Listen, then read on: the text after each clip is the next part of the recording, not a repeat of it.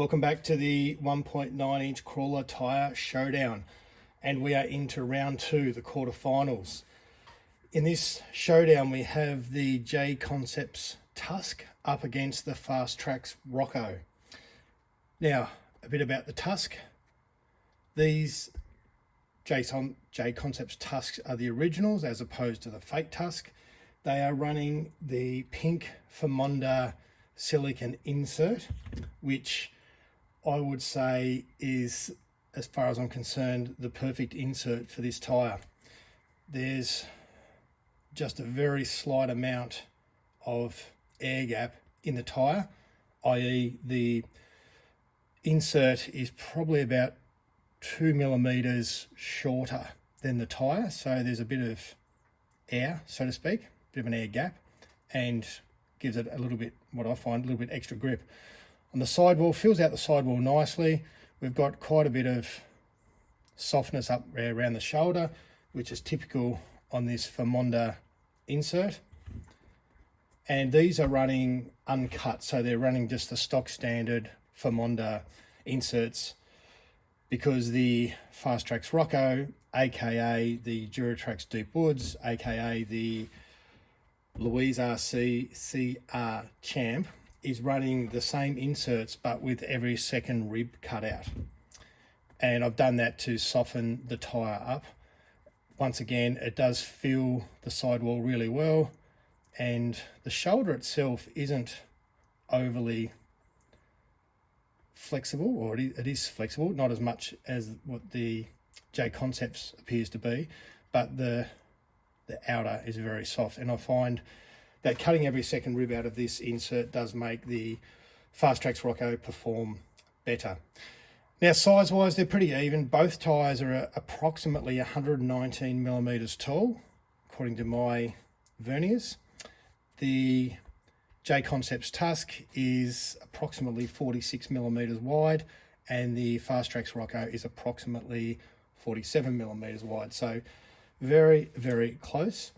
Now, for those of you who have an eagle eye and have watched the previous videos, you might realise that both of these tyres are on different wheels than what they were on in the first round, or the Rocko's actually featured a couple of times already due to the getting through on the second chance. Now, the reason I've changed the wheels on these is this is the sort of standard wheel style of wheel, at least, that I run. Now, in the first round, they both ran a deep dish wheel, which gave them a little bit extra width, which may have assisted them on side hilling, but I decided, now that we're in the pointy end, I decided that I would mount them on similar wheels to every other tyre in this test to even things up. Now, in the test, as far as the scoring goes, because we are getting pretty close to, or we're narrowing down these tyres, and we need to try and sort out or find the winners out of these showdowns, and it's getting harder and harder because their tyres are so evenly matched. So what I've done is I've got 15 obstacles, and I am going to use a scoring system which is kind of like how boxing matches are scored. So if you're a boxing fan, you might know what I mean. Basically, in boxing, each round, or in this case, each obstacle, the winner will be awarded 10 points. The loser will be awarded 9 points. But if a tyre can't do a particular obstacle, it will only get awarded 8 points. Same as if it really, really struggles, like if one tyre is clearly much, much better than the other, then we might score the losing tyre 8 as well to show that difference. Now, just to throw a slight spanner in the works, I may well actually score a losing tyre 9.5 if I feel it was only a whisker off. Like, it did lose, but it was only a whisker away. So that's my scoring system. And as my teenage daughter would say, it makes sense in my own mind. So if I've got to come up with some sort of scoring system, and I kind of like this scoring system because it's not just the tyre against the obstacle, it's the tyre against each other. So you don't just take the results and spread them across and go, oh, well, on another test, you know, for example, this tyre scored this amount and this one scored that, because it doesn't carry across. The two tyres are competing against each other. As I said, as my daughter would say, it makes sense in my mind. I've got to come up with some sort of scoring system because I fear that at some point we're going to get to a point where I can't separate the tyres. So that's how I've decided to go. You might think it's a dumb idea. I think it's actually a pretty good idea, and that's what I'm going to roll with. And I say this every video. I'm going to stop talking. We'll go down to the crawler yard and see if we can find which one of these tyres goes through to the next round.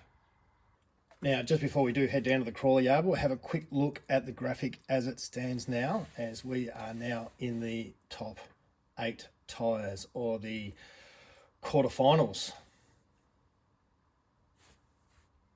Right, onto the first obstacle, and we are starting off with a Tusk on the first go on every obstacle from here on, and it makes very, very light work of that obstacle.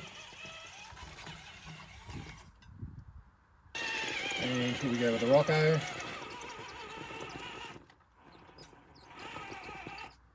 Not quite as easy. Just kicked it over to the right hand side, and we're just doing a bit of scrambling. Right, in that round, Tusk 10, Rocko 9. And now flat concrete for the Tusk.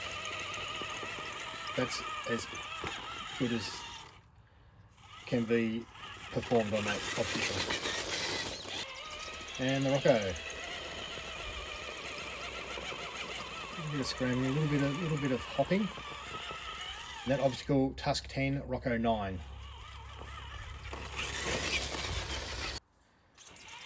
Into obstacle number 3. The Tusk. Makes that up with very little fuss. And the Rocko. The Rocko 2 makes that very easily, 10 each. Onto our side hill, and I'm just doing the left to right. And right to left is too easy. Give it a bit of a punch, and the Tusk is through. And Rocko's turn.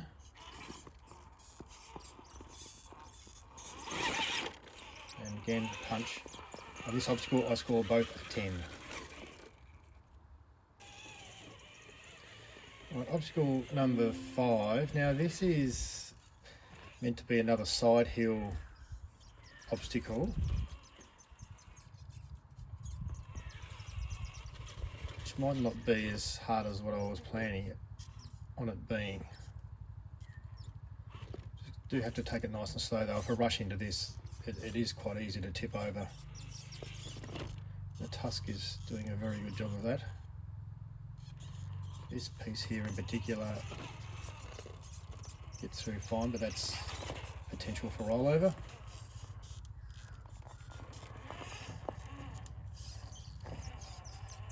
And that doesn't count because almost every tyre rolls over, or vehicle rolls over at that point. And over to our Rocko. This obstacle might need a bit of work in terms of making it more difficult on the side hill part of it.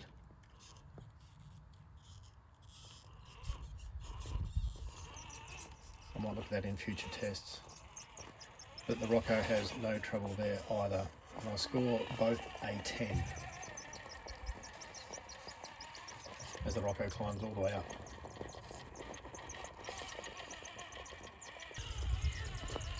Another small side hill. We've got to go up, you turn right to get the grip, and the Tusk has no troubles at all. Easy. And the Rocko.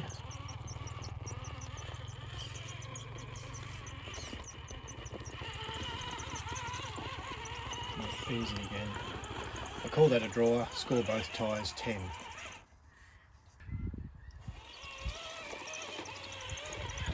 Now this one here, I'm not sure if we've seen this one on the test before, but we've got this bit of a climb here.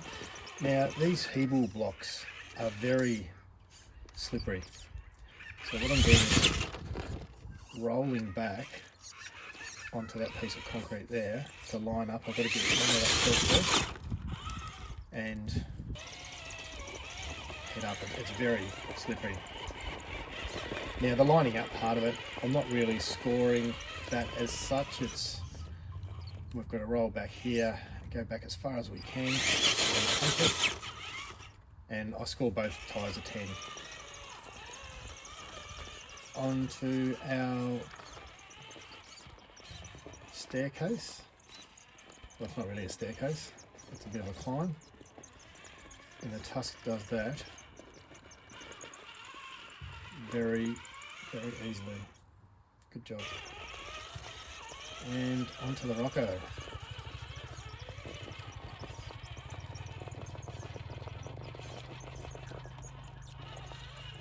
A bit more of a scrabble there, but we're up.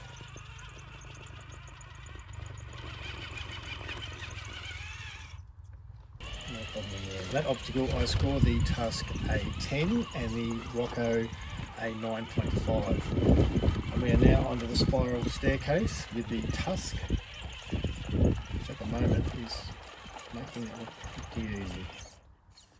Almost gone over to the right. Too far over to the right there. Tiny little bit of bumping there, and that gets up. That's a really good drive. Very good. So good that I want to make sure that's not a fluke, and I am actually driving that again.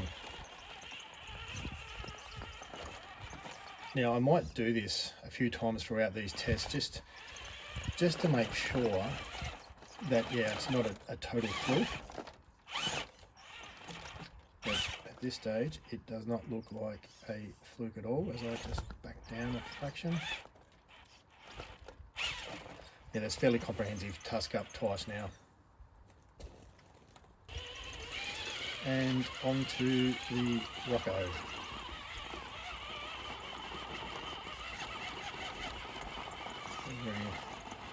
A little bit of difficulty on the lower part of the staircase.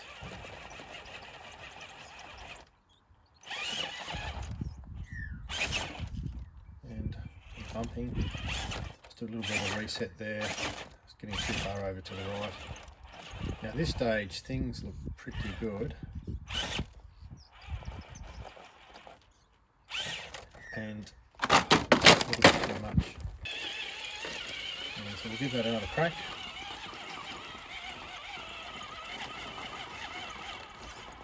Yeah, and again, even with that point quite low in the spiral staircase, having some issues.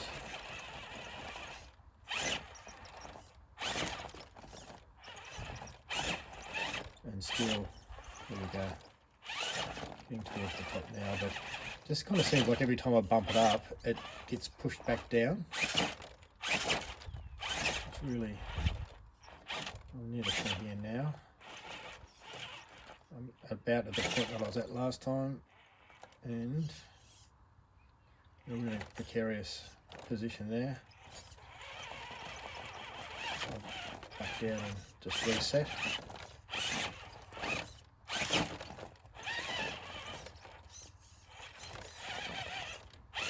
Having real trouble at this stage, and you can see there when I'm trying to bump it up, it's just bouncing back.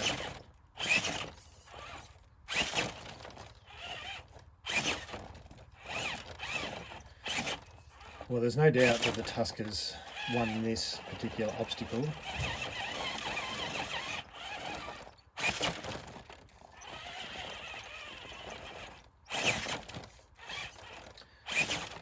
Now I do want to give the Rocko every chance of getting up here, but at this point it does feel like I'm flogging a dead horse.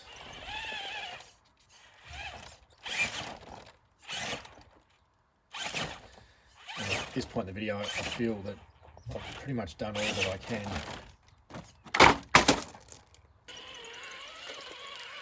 But I'll keep going to give it another crack. Now clearly the Tusker scored a 10 on this obstacle. I've said it before in the videos, sometimes it's just perseverance and like a little bit of ego creeps in and you think, oh, I'm nearly there, I can get it, and you just keep trying, and we are almost there, and we are there. Now, I'm scoring the Rocko 8 in that last obstacle because it was comprehensively beaten.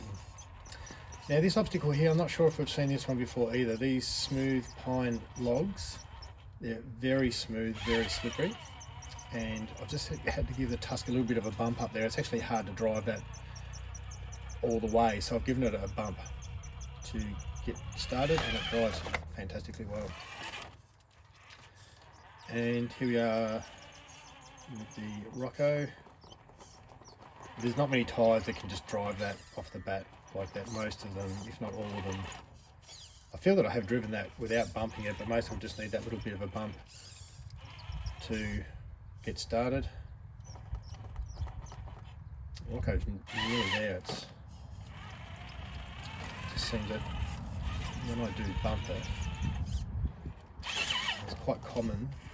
This happens to a lot of tyres where it wants to push the car over to the right hand side. Now we do get that eventually, and I'm scoring the Tusk a 10 and the Rocko a 9. Here's our little short hill, which I'm pretty sure we saw on the last video. That's amazing. So amazing that once again I'm actually trying that again just to make sure it wasn't a fluke.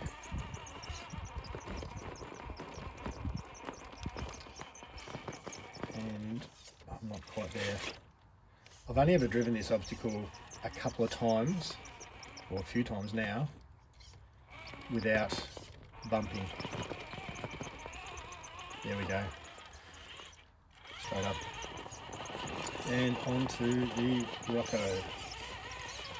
So the Tusk performed that as well as any tyre ever has, and that's pretty much perfect score. To be able to drive that twice without bumping is as good as you can possibly get. Now, I've said this before, but this obstacle looks ridiculously easy, and it's just not. I kind of wish you could see it in person, because it's, and I've said this before again, but you watch the video and you think, well, just drive up it, like what are you doing? You're doing something wrong, but it's actually really tricky.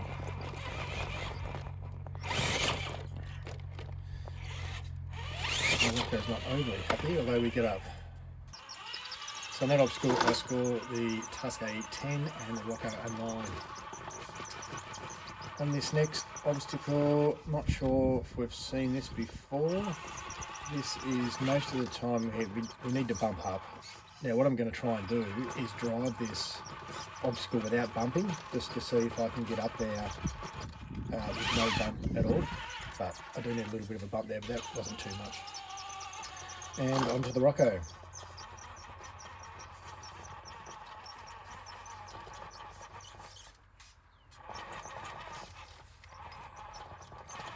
Just see the back right hand tyre just falls into that with the two pieces of concrete meet. It's just hard to get up there, and we most of the time need a little bit of a bump.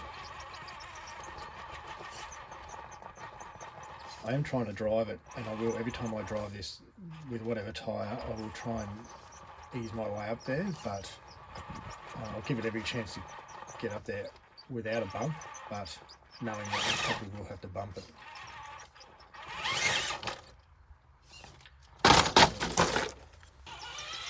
Struggling a little on this obstacle.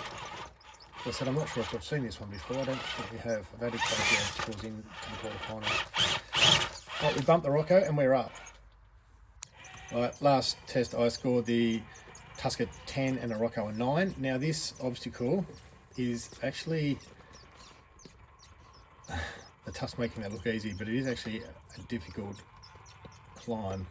I think it's a first go. Now I am actually going to drive that again, once again. Make sure I didn't fluke it. So it's a bit hard to see, but as it climbs there, there's where the two pieces of concrete meet. we need to get the tyres over as far left as we can without slipping off, so that back right hand tyre can get some traction, and then we crawl up. That's absolutely perfectly done. The first one was no fluke. And here we are with the Rocko. So I pretty much need to drive off that concrete and avoid slipping like that. A reset. As I said, the tyres pretty much have to be almost half off the concrete, but the risk is it just wants to slide off. Give it another go. It really wants to go up. There's a fair bit of fold on the rubber tyres, so there's plenty of flex in the inserts. It's just relying on the rubber to do the gripping. Feels like it wants to go. So the veer over to the right, so it didn't slip off to the left. Too far over now. But we'll give it another crack. As I said, I want to give every tyre the best opportunity to make it up.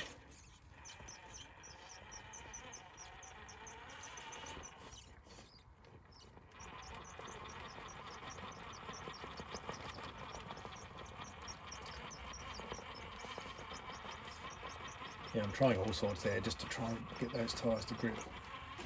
And in the interest of giving the tyre the best opportunity, let's give it another go or two. It is as I said, the Tusk made it look very, very easy, but it is a very tricky obstacle to drive. Not just have the right tyre, but then to also line it up properly as well. And we're off again. Right, that last obstacle I've scored the Tusk a 10, the Rocko a 8. And on to the next obstacle, which the Rocko has made short work of so far. He needs to go over to the right hand side of fraction, and it does. And onto the Rocko.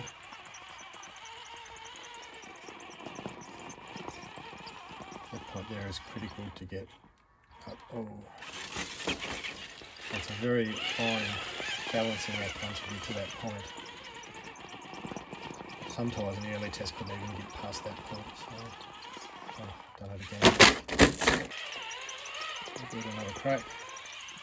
Now I do realise in some of these tests there may be an element of driver error, and if I think there is an element of driver error, then I will take that into account when I'm scoring.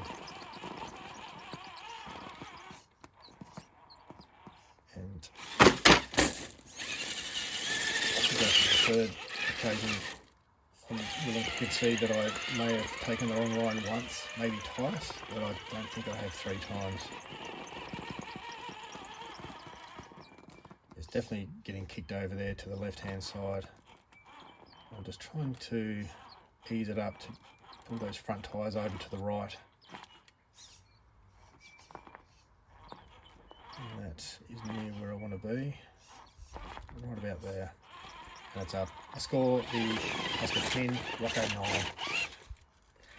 Onto our last obstacle. As per usual, we're starting off with the Tusk. And just gets a fraction offline, but pulls itself up nicely.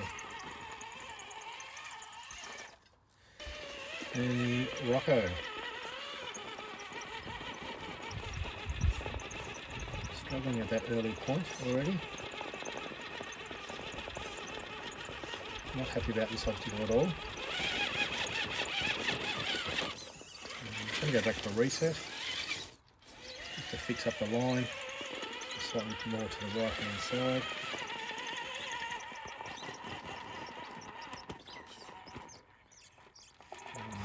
Definitely more wheel spin, scoring the Tusk 10, Rocko 9. Right, there we have it. That's the footage from the 15 obstacles.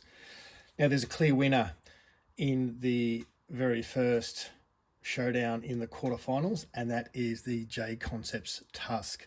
Now, I have scored on my scoring system, and just to go over it again briefly, is that the tyre that wins, that performs the best on each obstacle, gets 10 points. The losing tyre gets anywhere between 8 and 9.5, so either 8, 8.5, 9, or 9.5. Now, if it can't complete an obstacle, an obstacle, or it performs really poorly, it'll get an 8.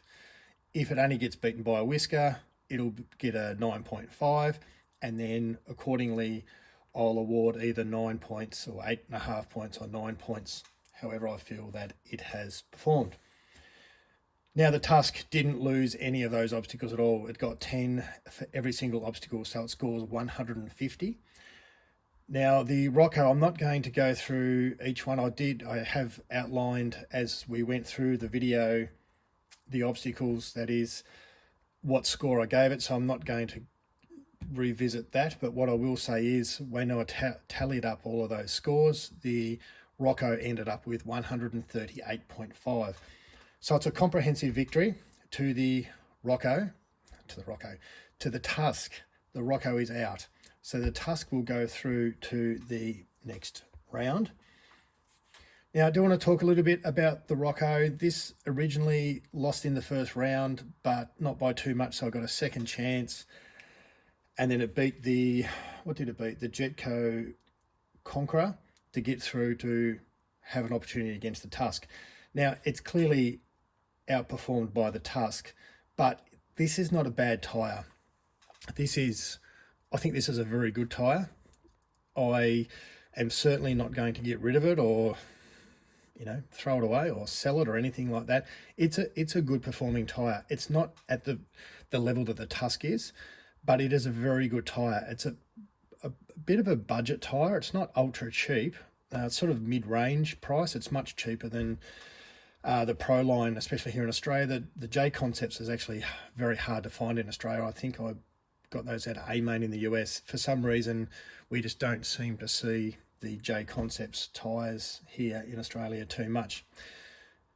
So it's a bit of a mid-range tyre, and I think I've said it before, but I actually purchased this out of the UK because we can buy the Louise CR Champs here, but only pre-mounted, and I don't want pre-mounted.